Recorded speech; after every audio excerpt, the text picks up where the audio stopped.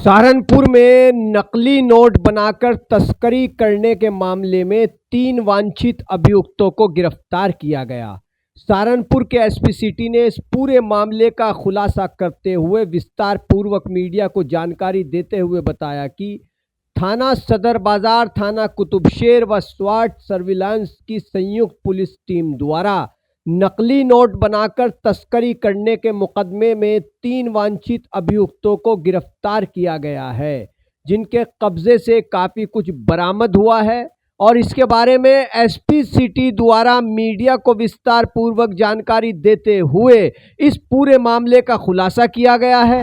को जो है अवगत कराना चाहूँगा कि भी कुछ दिन पहले सहारनपुर से 2 लोगों के पास से हमें जो है नकली नोट बरामद हुए थे, जिसके बाबत जो है थाना सदर बाजार पर एक मुकदमा 391/25 सुसंगत धाराओं में लिखा गया था।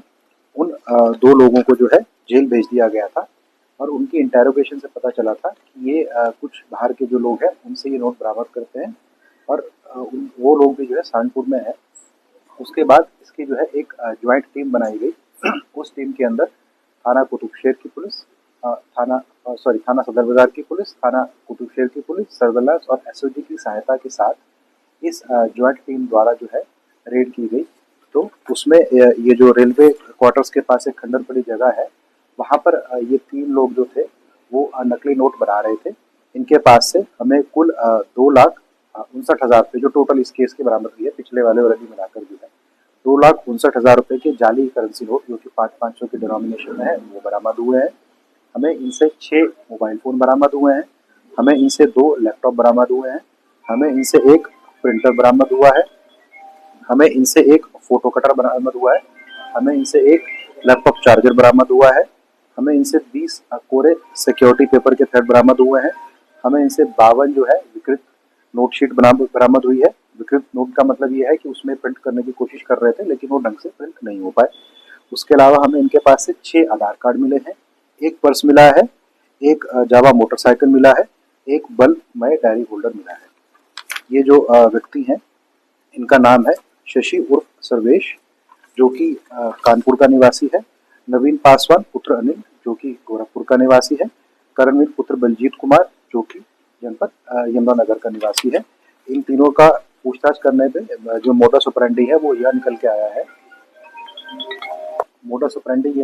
है कि ये जो 3 लोग थे, ये 3 लोग आपस में ही एक फॉरेन वेबसाइट से सिक्योरिटी थ्रेड लगा हुआ पेपर इंडिया में मंगवाते थे और उसके बाद इनके लैपटॉप्स में जो नोट का जो प्रिंट था उसका जो लोगो था वो मौजूद रहता था और उसमें फ़ोटोशॉप की मदद से ये सीरीज़ के जो है आखिरी नंबर चेंज करके इन नोटों को छापते थे और फिर आगे इन नोटों को ये लोग सेल करते थे। जैसे मान लीजिए 500 का 1000 करके देंगे, ये उस टाइप से सेल करते थे।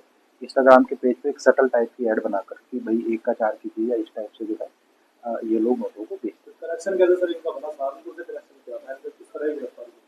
इंस्टाग्राम के थ्रू जैसे मैंने आपको बताया कि जो सहारनपुर के लोग थे उनको ये लगा और उन्होंने इन लोगों से संपर्क किया, तो फिर इन लोगों को लगा कि यहाँ अच्छा काम हो सकता है। फिर हमको सूचना मिली कि ये लोग यहाँ पर जो है इसकी प्रोडक्शन कर रहे हैं एक खंडर जैसी जगह में। फिर उनके पास से हमें ये सामान भी बरामद हुआ और ये एम्प्टी नोट शीट भी बरामद हुई है और ये विकृत नोट शीट भी बरामद हुई है और उसके अलावा हमें एक करेंसी भी बरामद हुई। ये वेबसाइट थी जहाँ से ये रॉ मटेरियल मंगा रहे थे, तो वो वेबसाइट को क्या आपने अपनी जांच में लिया है, उसके खिलाफ क्या कार्रवाई हुई? वो एक जो है विदेशी कंपनी की वेबसाइट है और उसकी भी जो है जांच की जाएगी, क्योंकि ये विदेशी वेबसाइट है तो उसमें थोड़ा सा जो है प्रॉपर लीगल चैनल से उसके खिलाफ भी जो है ये जांच की जाएगी कि वो जो वेबसाइट है वो इसको कमर्शियली बेचती है या शेडी उसमें बेचती है। क्योंकि फिलहाल तो वो जो वेबसाइट है एक ओपन वेबसाइट है, वो ऐसा नहीं है कि डार्क वेब पर चल रही है।